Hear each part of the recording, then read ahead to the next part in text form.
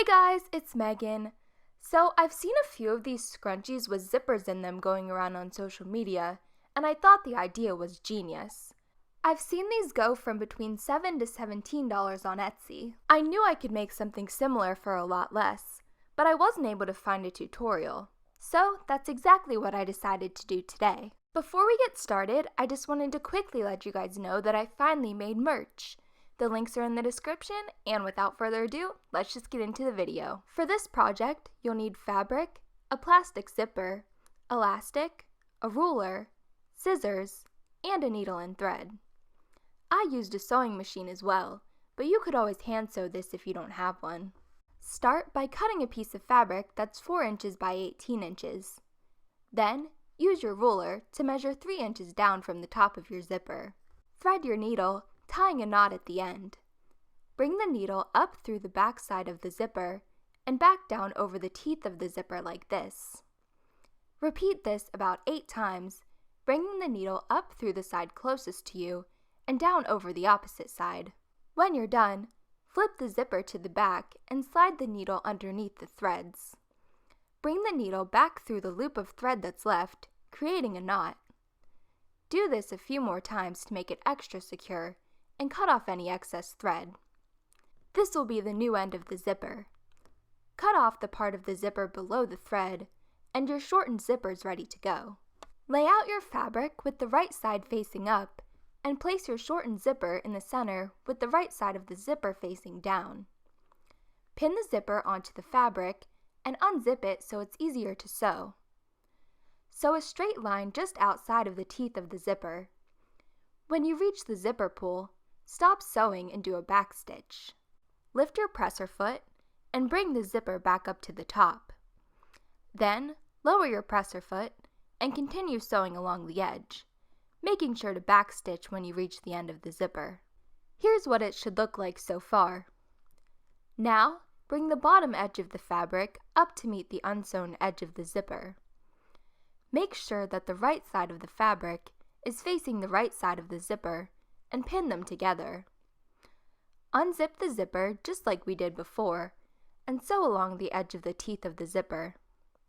When you reach the zipper pull, backstitch, lift your presser foot, slide the zipper up to the top, and continue sewing until you reach the end of the zipper, using a backstitch to secure it. Here's what it should look like when you're done. Fold the unsewn edges up to meet each other, pinning the fabric in place. Use your ruler to measure 1 inch away from the edge and put a pin vertically at the 1 inch mark. This is where you'll stop sewing.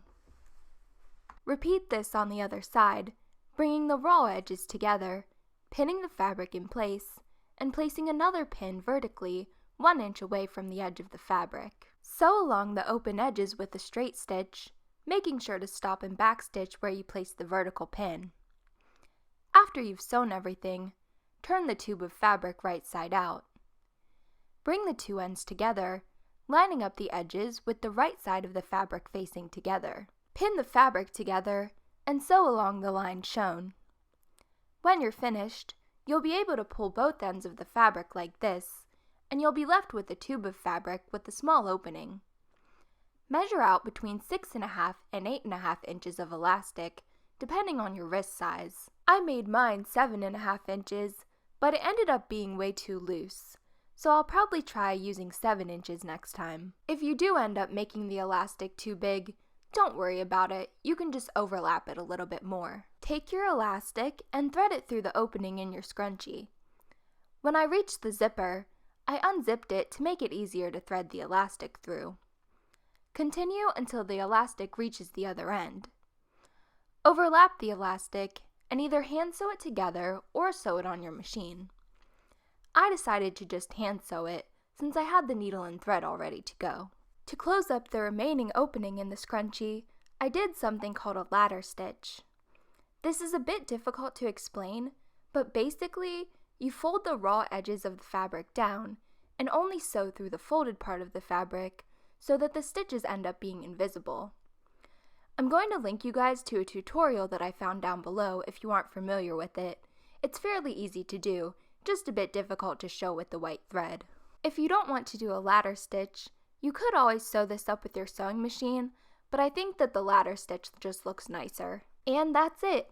Now you have your very own scrunchie with a hidden pocket. This is a great way to store money, keys, chapstick, really any small item that you can think of. This would be a really cute gift idea for Christmas coming up, since I bet it's something that most people don't have.